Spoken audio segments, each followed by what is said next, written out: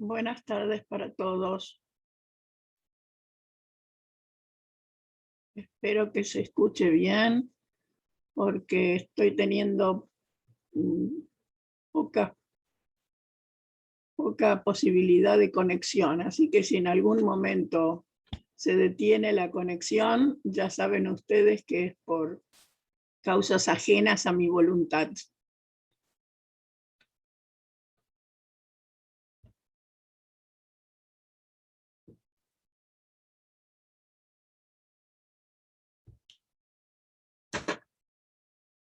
Bien. ¿Se escucha correctamente? Hola, sí, se escucha bien. Bueno, gracias. Entonces, les subí todo el material que corresponde al tema nuevo, que es lípidos. Pero van a ver que el primer ítem que tienen en la plataforma es una guía de trabajos prácticos de laboratorio, que es la que ilustra el tema anterior, es decir, hidratos de carbono o glúcidos. Y vamos a hablar 5 minutos de esto que tenemos aquí adelante. Lamentablemente, el laboratorio virtual no es lo mismo que el laboratorio presencial, porque no podemos tener los tubos de ensayo en la mano y los reactivos y ver las reacciones como se pueden desarrollar en el laboratorio. Pero hay algunas formas de laboratorios virtuales que las pueden ustedes encontrar en YouTube. Por ahí seguramente el profesor Gastón les va a pasar a lo mejor algún dato para que las busquen. Hay bastantes. El asunto es encontrar siempre las que son correctas. Correctas me refiero a que lo que están dando responde a la realidad, y a veces hay algunos que no son precisamente el dato que corresponde, digamos. Bien, pero fundamentalmente lo que yo deseo es que ustedes vean estas reacciones. Probablemente algunas las habrán visto en química orgánica el año pasado, como por ejemplo la reacción con el reactivo de Fehling. Y entonces vean ustedes bien lo que está explicado. Primero están explicadas las reacciones con las fórmulas, y luego están los ítems de laboratorio específicamente, es decir, cómo se desarrolla en el laboratorio cada una de esas reacciones. Están las reacciones que tienen que ver con el poder reductor, por ejemplo, la de Fehling, la de Tollens, la de Benedict, y hay algunas que tienen que ver con la deshidratación del azúcar con formación del furfural o el hidroximetilfurfural, dependiendo si son pentosas o hexosas. Y entonces son reacciones fundamentalmente de coloración. Las de poder reductor, por lo general, dan un precipitado. Y después veremos la que corresponde a los polisacáridos, que es una reacción bastante particular. Bueno, entonces comencemos con la reacción de Molish, que es una reacción general que tiene que ver con la formación por deshidratación de, en este caso, de una hexosa, la formación del oxi o hidroximetilfurfural, y luego el compuesto coloreado que se forma por adición del reactivo, que es el alfa-naftol. Ustedes ven, acá tienen el alfa-naftol, y este es el producto de la deshidratación del azúcar.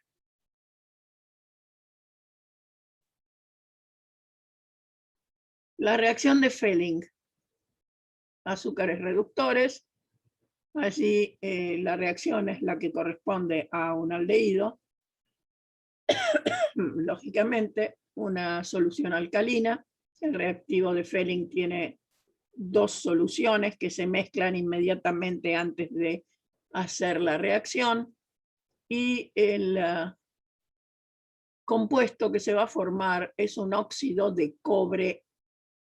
Atención, el cobre en el sulfato de cobre es cobre 2 y en el óxido es cobre 1. La diferencia de coloración es fundamental porque el sulfato de cobre en medio alcalino tiene un color azul, celeste fuerte, y en el precipitado es un color rojo, ¿no? Del óxido de cobre 1, rojo ladrillo.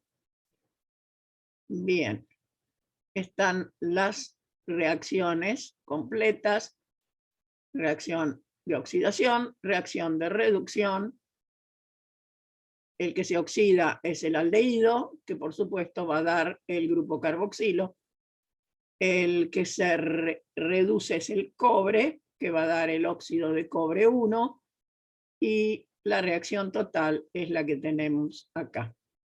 En el caso del reactivo de Benedict, es también para el mismo tipo de azúcares, pero el reactivo de Benedict está en una sola solución. Es decir, no hay que mezclar dos soluciones como en el caso del Fehling, pero por el resto es exactamente lo mismo, así que va a dar lo mismo. Atención, que después veremos cómo se procede en el laboratorio.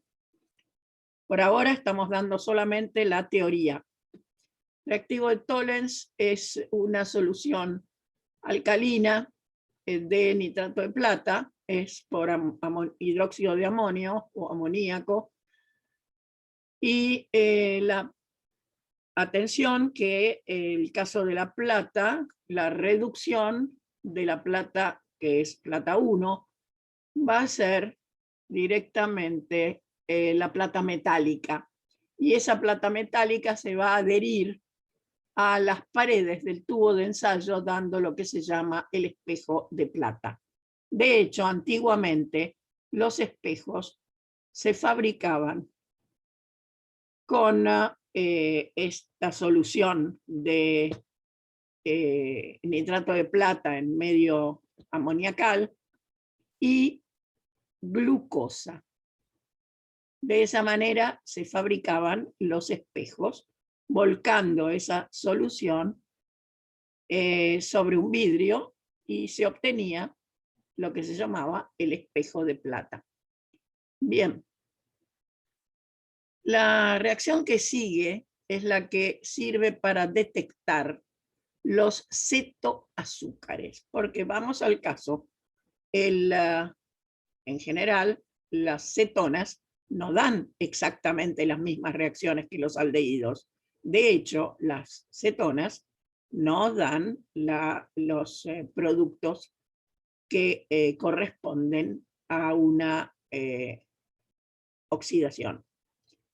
Entonces, tenemos un reactivo especial para los cetoazúcares, es decir, aquellos que tienen un grupo cetona en vez de aldehído. El reactivo es una solución de resorcinol o resorcina, que es un fenol, en un medio clorhídrico.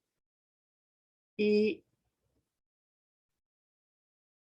lo que vamos a obtener, por supuesto, es una coloración de color rojizo que aparece cuando se calienta el tubo de ensayo. Bien, pero recuerden ustedes que teníamos una interconversión de cetosas y aldosas, porque recuerden que la cetona está ubicada en el carbono 2 y se podía dar el equilibrio cetoenol, la forma ceto, la forma enol, y se vuelca hacia el carbono 1 el grupo aldehído, y entonces esas sustancias pueden dar también positivo, pero con un cierto retardo. Bien, tanto la fructosa, que es una cetosa, puede dar la reacción de Fehling a la larga, como la glucosa puede dar la reacción de Selivanov después de un cierto tiempo. Es decir, el tiempo de desarrollo de la enolización. Y finalmente lo que tenemos es la reacción con yodo. El yodo, ustedes saben que no es soluble en agua, pero sí se puede disolver en una solución de ioduro de potasio. También podría disolverse en alcohol, ahí sí se disuelve, pero el asunto es tenerlo en un medio acuoso. Por lo tanto, solución de yodo en ioduro de potasio va a dar un ion, que es el ion yodo 3, carga negativa, o triioduro. Esta molécula de el polímero, que es el almidón. En realidad dijimos que tenemos dos tipos de polímeros: polímero lineal, que es la amilosa, y el polímero ramificado, que es la amilopectina. Entonces, si tenemos amilosa, el trillo duro se va a ubicar en entre las espiras de ese polímero, y va a dar una coloración azul, azul intenso. ¿Qué pasa con la amilopectina? La amilopectina tiene ramas porque es ramificada, y las ramas no son muy largas, son bastante cortas. Entonces, también ahí se van a ubicar esos iones trillo duro, pero no van a dar color azul intenso, sino que van a dar un color rojizo, que no es exactamente lo mismo. Bueno, en este trabajo práctico se habla también de la hidrólisis de la sacarosa, que es un disacárido no reductor. Esa hidrólisis de la sacarosa sirve para comprobar que inicialmente no da la reacción de Fehling, es decir, va a dar negativa. Cuando se somete a una solución de ácido clorhídrico, se produce la hidrólisis de la sacarosa y queda en libertad tanto la glucosa como la fructosa. Por lo tanto, ambas van a dar la reacción de Fehling. Atención, que también puede hacerse con una enzima específica, que es la denominada invertasa. ¿A qué se refiere eso? Sabemos que los azúcares, si los ponemos en solución en un polarímetro, dan una modificación del plano del ángulo que forma el plano de la luz polarizada. Y entonces allí lo que vamos a ver es que en el caso de la sacarosa tendrá un cierto valor ese ángulo, y cuando se produce la hidrólisis, el ángulo va a tener otro signo que es contrario al signo de la reacción correspondiente a la sacarosa. Por esa razón se invierte el signo del ángulo, y a eso se lo llama inversión de la sacarosa. Y a la enzima que produce esa reacción se la llama invertasa. Bien, ahí tenemos toda la reacción que ustedes podrán razonar. Por otro lado, se hace lo mismo con el almidón. ¿De dónde se puede obtener almidón? Por ejemplo, de la papa. ¿Qué es lo que se hace? Se suspende en agua, es decir, se hace una papilla con la papa, con la pulpa de la papa, y como no es absolutamente soluble, solo que es en parte soluble, se obtiene una suspensión. Y el almidón de la suspensión se puede hidrolizar por acción también del ácido clorhídrico en caliente. Acá tenemos exactamente la reacción. También en este caso hay enzimas que producen el proceso. Perdón.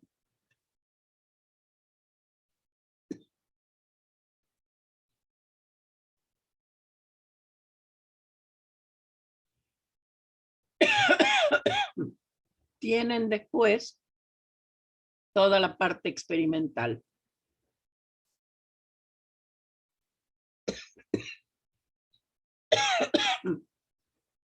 Vean cada una de las reacciones. Está explicado cómo se desarrollan, la cantidad que hay que poner de cada cosa.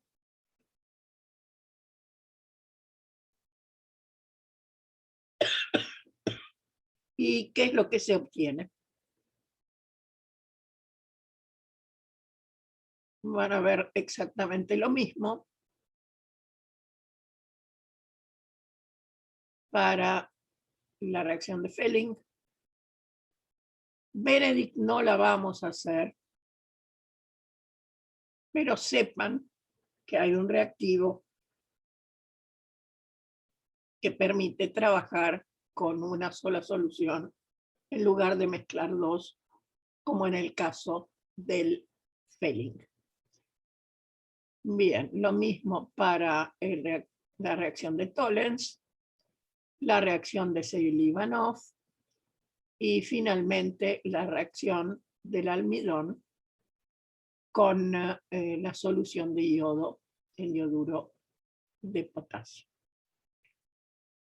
Tienen un cuadro para completar con cada una de las sustancias que hemos mencionado. Recuerden que la sacarosa es un disacárido no reductor y la maltosa es un disacárido reductor. Tienen cada una de las reacciones. Atención que Molish es para todos los hidratos de carbono, pero hay un punto importante. Hay otras sustancias que también pueden dar positivo con el reactivo de Molish. ¿Qué quiere decir entonces? Que es importante la reacción de Molish cuando el resultado es negativo. O sea, si es positivo, puede ser hidrato de carbono como puede ser otra sustancia, porque hay otras sustancias que dan positivo. Pero cuando es negativo, es seguro que no hay hidrato de carbono. Bien, entonces ahí tienen todo lo necesario. Vean ustedes bien cómo funcionan los procesos de hidrólisis y atención que esto hay que estudiarlo porque en el parcial va a haber alguna pregunta sobre la parte práctica. Vayan entonces a YouTube y vean los videos que hay unos cuantos. Están bastante claros, pero tengan cuidado porque de vez en cuando hay alguno que no dice las cosas como corresponden. Bien, vamos a comenzar entonces con nuestro tema del día, que es lípidos.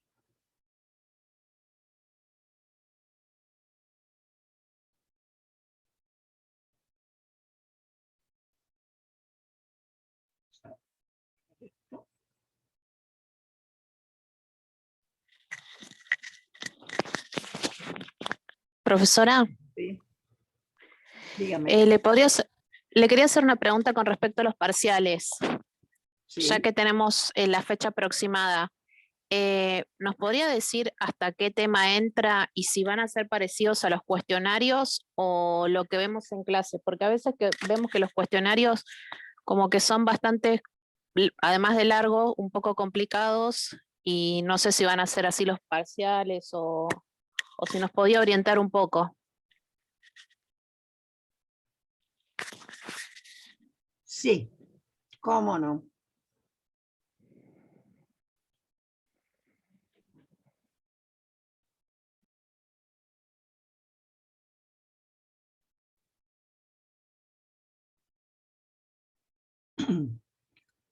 Entonces, los cuestionarios sirven para ir estudiando los temas. O sea, puede haber preguntas similares a las de los cuestionarios, puede haber otras preguntas que por ahí no son exactamente las mismas. Son una orientación para el estudio. Esos son los cuestionarios. ¿Se entiende? Sí, sí. Bien. ¿Qué más? O sea, ¿van a ser de ese estilo de preguntas? ¿O No más reacciones como las que exactamente. vemos en clase? Sí, por supuesto. Todo lo Ok, que vemos gracias. en clase, todo lo que vemos en clase se puede preguntar en el parcial. Y mucho de lo que vemos en clase se pregunta en los cuestionarios. Claro, porque los cuestionarios, los primeros eran más que nada repaso anteriores. Exacto. Y, Eso era para que ustedes se pusieran en tema. Simplemente. Eran repasos para que ustedes recordaran.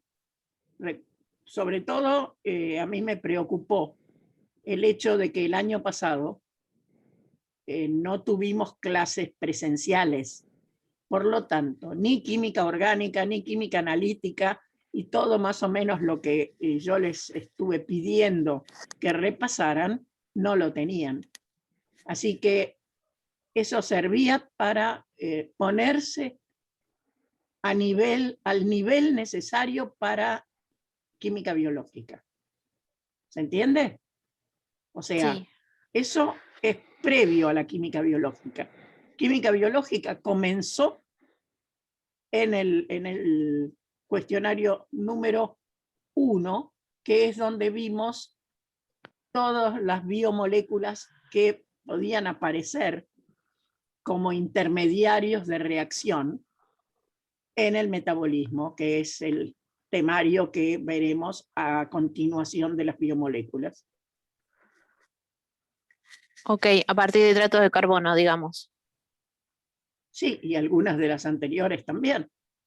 Ok, Del cuestionario, a partir del cuestionario 1. Hidratos de carbono es el cuestionario 2. 2. Gracias, profesora. Y por supuesto, es el que hasta ahora hemos visto en forma completa. El próximo cuestionario es el 3, que es el de lípidos, que es lo que vamos a explicar hoy.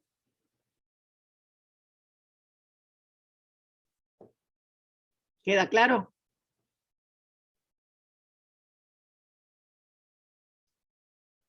¿Alguna otra pregunta? No, profe, gracias. Bien.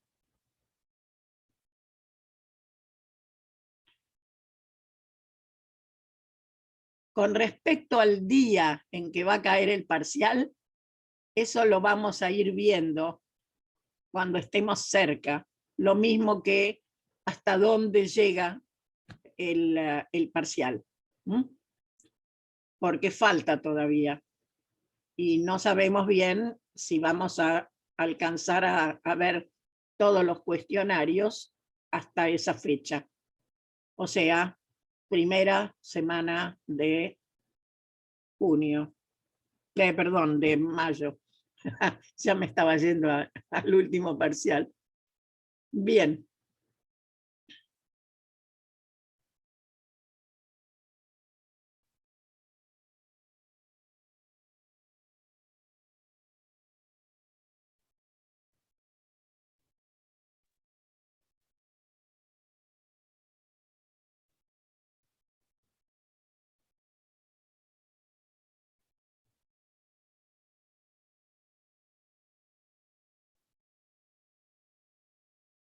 Nuestro temario entonces hoy es el de los lípidos.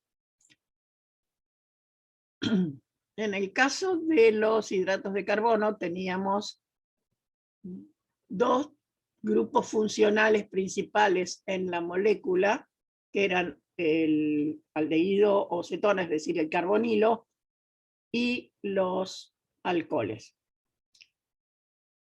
Pero ahora tenemos un solo grupo funcional en los lípidos, y ese grupo funcional es el éster.